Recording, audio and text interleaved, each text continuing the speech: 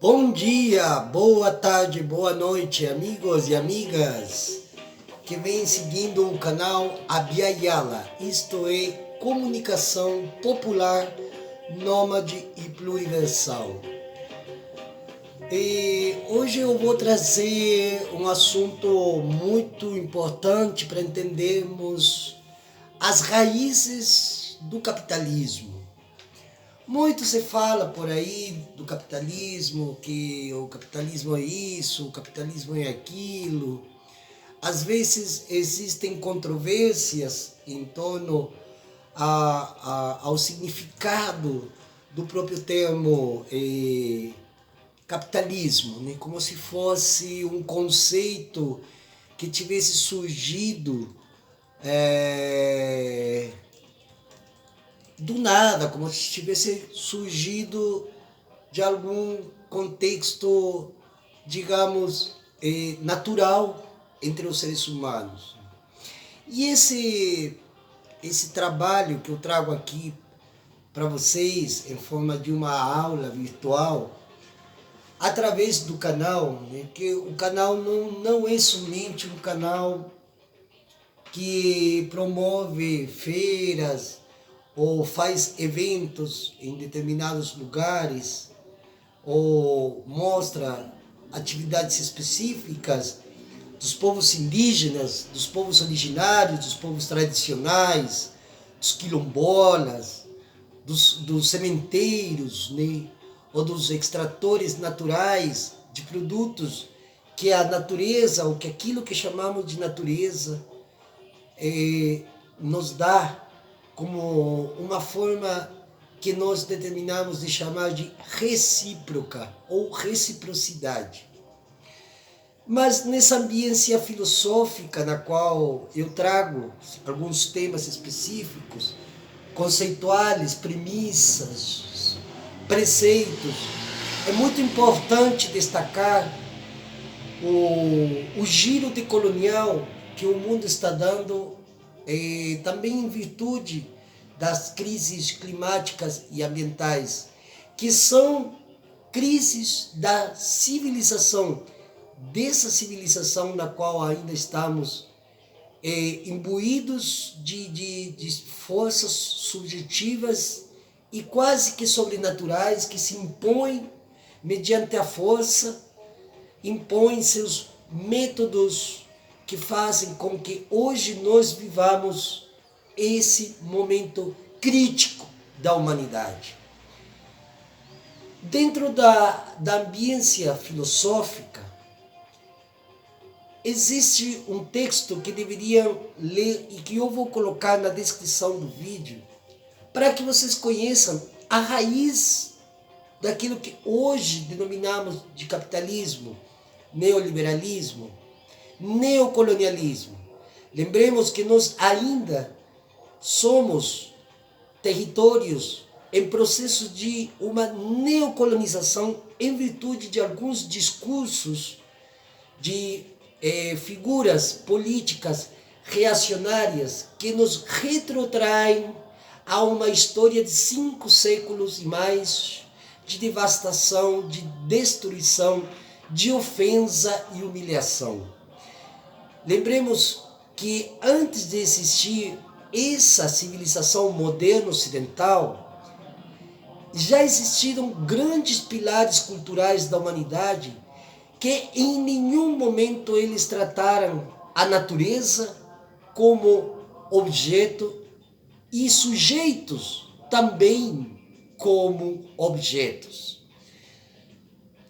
Muitas das nossas reações que temos em função dessa crise se presume muitas vezes e de forma errônea que elas começaram em um dado momento da história muito recente e que parece que esse processo, esse ciclo devastador começou há um par de anos ou há algumas décadas. Mas aqui eu vou trazer para vocês um dos personagens da história da filosofia que determinou aquilo que nós conhecemos como dualidade cartesiana. E se trata do filósofo francês exilado na Holanda no século XVII, René Descartes. Ele escreveu um famoso texto que se chama Discurso do Método, que foi publicado pela primeira vez na íntegra pela editora Martins Fontes no ano de 2001, aqui na cidade de São Paulo. A reflexão de René Descartes é justamente a reflexão de uma construção de uma civilização que passou o rolo compressor sobre todas as grandes civilizações do mundo, que foram, segundo os filósofos decoloniais do nosso continente, a Via Yala, ou América Latina, como vocês preferirem, esse giro de colonial que se transforma numa espécie de um muro detentor do processo civilizatório que se constrói na base da dualidade cartesiana homem-natureza. Muitos pensadores, não apenas René Descartes, como também Francis Bacon, o primeiro a sistematizar o cientificismo desde o século XVI, que inclusive a gente ainda, incluindo as grandes companhias farmacêuticas, surfam nas ondas das premissas desse autor, Francis Bacon. Logo, o processo da materialidade dessa civilização deu-se, e não por acaso, a partir dos estabelecimentos filosóficos do pensador Thomas Hobbes.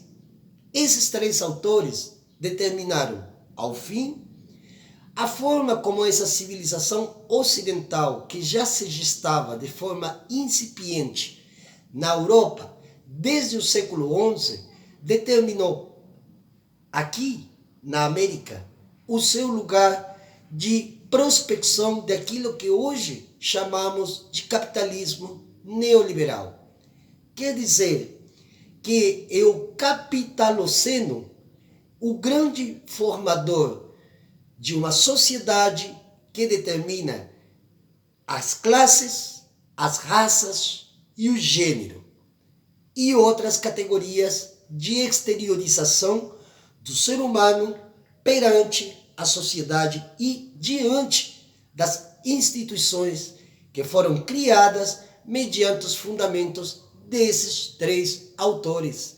Três autores que, ademais, deveriam já ser estudados de forma crítica nos colégios e nas universidades. E esse aviso vai para os parentes, as parentas, que hoje, inclusive, estão estudando nas grandes academias, desde onde a colonialidade do saber se impõe ainda mais por causa desse processo de continuidade ou continuismo daquelas premissas desses três autores. Hoje vamos a tratar, neste instante, René Descartes. Ele foi o primeiro a impugnar a natureza como a grande culpada de todos os nossos males. Lembremos que uma civilização não apenas se alimenta dos pensamentos filosóficos ou das circunstâncias históricas, senão que ele, ademais disso, demarca as formas, as técnicas, as tecnologias com as quais ele vai fazer de praxe todos esses fundamentos estabelecidos principalmente por esses três autores que eu já citei anteriormente. Quando Descartes faz a separação homem e natureza a partir do discurso, do método, como um meio de ideias em que se forma esse pensamento cartesiano, não é de propósito, ou digamos assim, não foi de adrede ou porque caiu numa bola de fogo. É um planteamento que ele faz a partir do momento em que a Europa começa a se tornar o centro do mundo, devorando e saqueando as regiões que até então, no século XVII, e ele, fugindo inclusive da Inquisição, ele sai da França e vai para a Holanda. A Holanda, no século XVII, desloca o poder imperial que tinha até então Espanha. Espanha se levanta graças ao saque das riquezas que havia aqui na América Latina, principalmente nas terras e nos territórios onde moravam os antigos habitantes que já estavam aqui há mais de 40, 50 ou 60 mil anos, segundo estudos arqueológicos feitos em diferentes regiões das Américas. A subjetividade do homem do século XVI, que já vinha, como eu falei antes, se gestando desde o século XI, aqui nós teríamos que nos deter, inclusive, em facetas do Império Romano e da cristandade que se transforma em fundamento de valor para impor uma instituição que pensa um homem, alguns homens, como os sujeitos cognoscentes, ou seja, aqueles que conhecem. Os que não conhecem, eles já desde então ficam fora da história. Homens pobres, indígenas, camponeses, mulheres e, por fim, a natureza. Daí que milhares de mulheres foram sacrificadas porque elas foram satanizadas ou demonizadas juntos ou juntas com a natureza. A natureza vista como algo ruim, mal, maledicente ou até mesmo que põe em risco e em perigo o pensamento civilizatório daquela época, falamos novamente séculos XVI, XVII, coloca junto numa sacola só a natureza, os homens, os velhos, as crianças, as pessoas com problemas psicológicos, com discapacidades físicas, pessoas com orientações sexuais, enfim, uma grande e ampla categoria de seres que foram subestimados pela civilização moderno ocidental, cujas técnicas e tecnologias disparam justamente a partir da dualidade cartesiana criada justamente por mais nada e mais ninguém do que o senhor René Descartes, que impõe então essa premissa como estabelecimento totalizante desse modo de ser e de existir no mundo. As fontes críticas que traz, inclusive, o antidiscurso do método é exatamente o método com o qual os futuros governantes, até hoje, ainda se planteiam para governar um país, um território, uma terra e, por fim, o pensamento de milhares de seres humanos.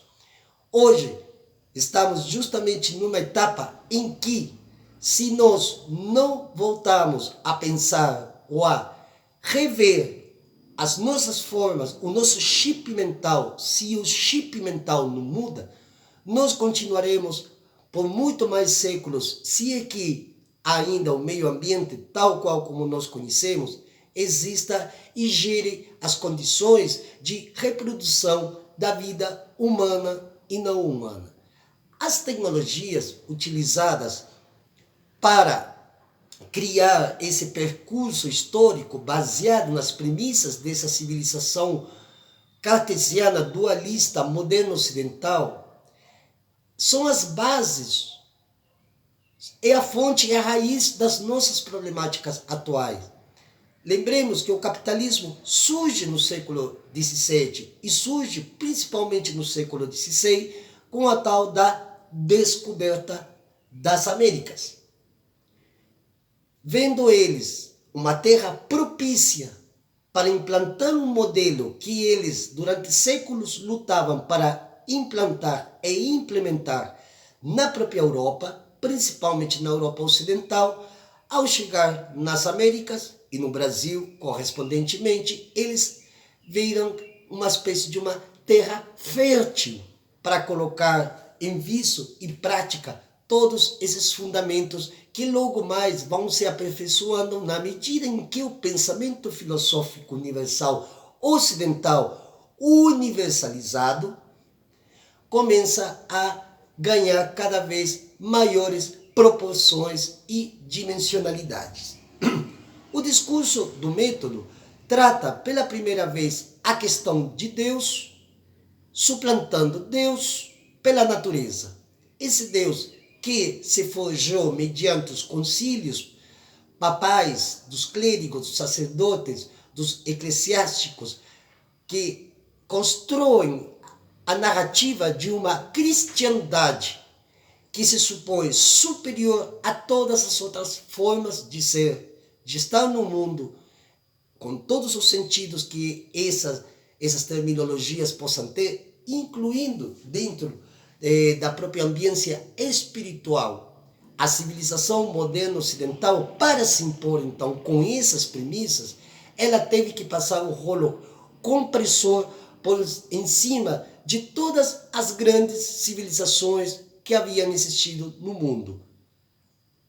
A babilônica, a mesopotâmica, a civilização chinesa, a grande civilização de Tahuantinsuyo, a grande civilização de Tenochtitlan, a grande civilização dos povos Tupinambás, dos povos de Pindô-Marahã, dos povos de Pindorama, dos povos Guarani, Mapuche, de todas as grandes civilizações que existiram muito antes dessa civilização ocidental e que jamais, nunca chegou a essas crises que nós temos hoje. Por quê? Porque para a maioria dos povos, incluindo os povos originários da Europa, não existia algo assim como a natureza como objeto. E se ela é um objeto, eu posso fazer dela o que o bem achar, o que o bem quiser. Haviam outras mentalidades, outras subjetividades, outros chips mentais, outra forma de perceber o mundo, a cosmopercepção do mundo, que faziam com que os povos vivessem nos seus territórios, nas suas regiões, com todos os seus problemas que possam ter havido ou não, porque muita da história tem sido contada desde a óptica do historiador branco eurocentrado, que se baseia nas premissas de um pensamento histórico que logo se universaliza, e então eles, os senhores europeus, brancos, aristocratas, príncipes, reis, mensageiros diretos de Deus, implantaram à força de muito suor, sangue e lágrimas espalhados pelos 4 pontos cardeais do nosso lugar que nos acolhe, o planeta Terra. Enfim, o discurso do método é o livro principal para entender o surgimento, a incipiência do capitalismo que nós chamamos hoje de capitalismo. Se o capitalismo selvagem é também humano, nenhum capitalismo é humano. O capitalismo em si, ele é antinatural antes de ser anti-humano, o que vai em detrimento de uma maioria significativa de seres humanos em nome de quem ninguém tem tem o gosto ou o prazer de conhecer. O grande desenvolvimento das ciências, que se deu desde o século XV em adiante, proporcionou matéria-prima para que René Descartes inventasse aquilo que hoje chamamos, em latim ainda, a rex cogitans e a rex extensa. A rex cogitans sugere eu penso, logo existo. A rex extensa supõe eu sou, nada do que está fora de mim pode me afetar. A partir dessa premissa, começa então a grande devastação da vida natural das espécies não humanas. Logo, começa o extrativismo, já que se supõe, ou se supunha, que eu retirando riquezas do solo da terra, nada aconteceria. E eu poderia fazer o que eu bem quiser com isso e produzir mercadorias em nome desse incipiente capitalismo, que até então, medieval, mercantilista, navegatício, ainda não tomava as proporções que tomou o capitalismo no decorrer dos séculos subseguintes. É muito bom entender esses detalhes que vocês, inclusive, podem, de alguma maneira, fazer suas próprias pesquisas e entender que o giro decolonial é, primeiro e antes do que mais nada, um pensamento transmoderno, transmodernidade, transcender a modernidade, que começa com René Descartes e seu livro Discurso do Método, ele tem que acabar por uma simples razão. Se nós continuarmos a pensar que ao derrubarmos uma árvore, seja aqui na metrópole, seja na Amazônia, seja no Chaco, seja em qualquer das regiões topográficas existentes ou dentro daquilo que nós chamamos de geografia física, o que nós vamos ter como resultado é o fim da própria espécie humana e de tudo o que envolve a própria reprodução da vida humana, que é graças à existência de todos os elementos e componentes dessa natureza que foi separada, que foi afastada por esse dualismo cartesiano em função de que são apenas objetos. A caça às bruxas durante a grande parte da Idade Média, em países como a França, Espanha, Portugal, nada mais que parte do processo de destruição da natureza. Pois bem, porque as bruxas trabalhavam com elementos da natureza. E se a natureza é demoníaca, aqueles ou aquelas que trabalham com a natureza, incluindo os nossos machi, mapuche, nossas curandeiras, nossos curandeiros, em todas as nações e povos indígenas, tratava-se também de inimigos. Antes que existisse a teoria do amigo-inimigo, segundo o pensador do século XIX, Carl Schmitt, Descartes foi o primeiro em colocar em viso esse tipo de dualismo. Os amigos e os inimigos. Os inimigos, aqueles que trabalham com elementos da natureza. Os amigos são aqueles que pensam, logo existem. Alguns poucos pensam e existiam. Esses que pensam e existiam nada mais são do que os arautos ou os paladinos desse tipo de pensamento dual cartesiano, esse dualismo, essa binaridade cartesiana. Nós estamos hoje no século XXI, num momento bastante trágico e dramático da história que se passa a nível mundial. Por quê? Porque a civilização moderna ocidental ocidentalizou grande parte do mundo e se transformou em uma espécie de um príncipe-rei para que todos os seres humanos tenhamos de ficar subjugados, subsumidos mediante esses planteamentos.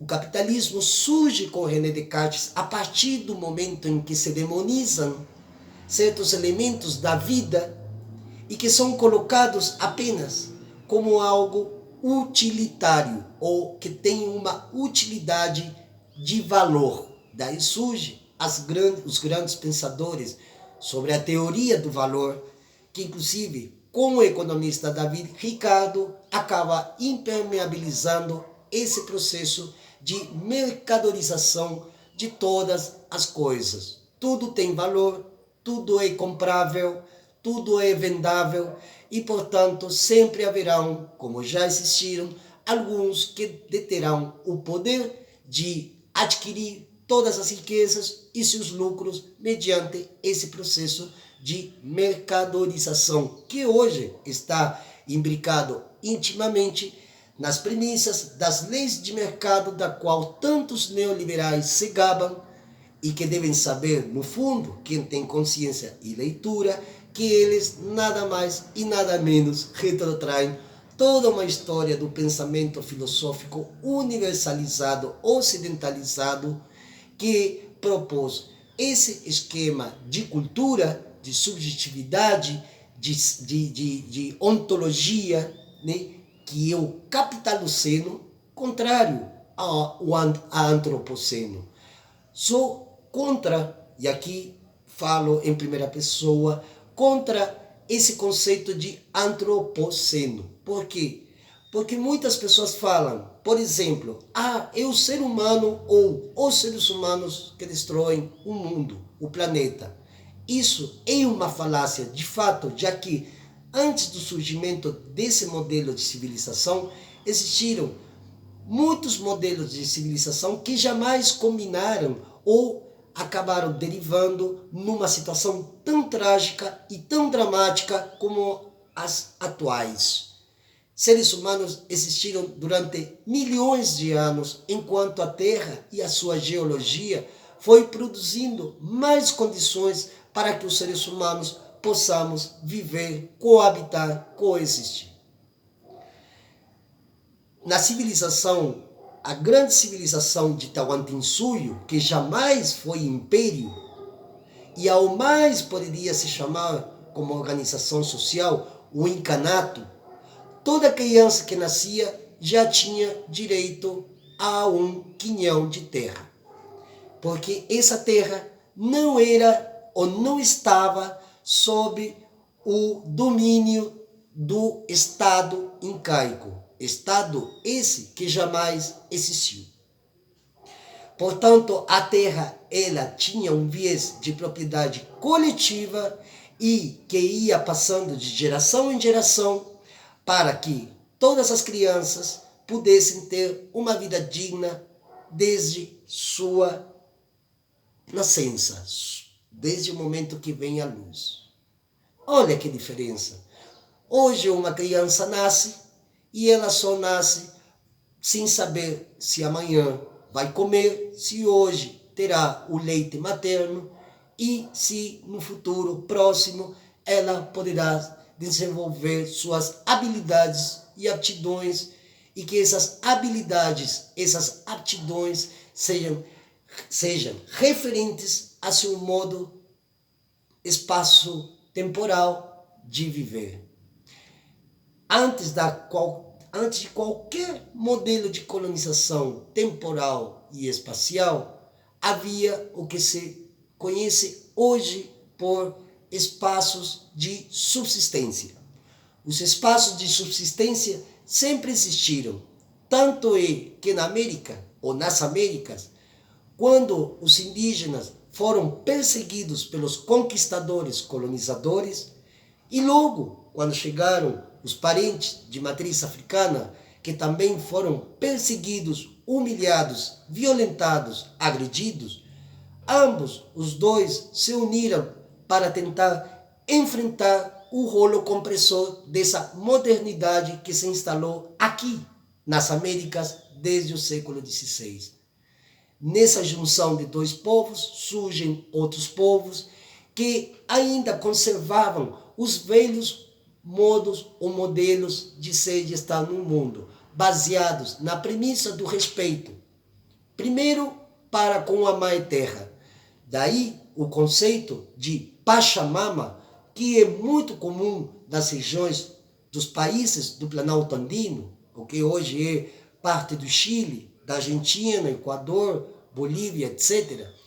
Eles continuaram a manter um chip mental, subjetivo, uma forma de ser e de estar física e espiritual que estava atrelada às suas formas ancestrais de perceber o mundo.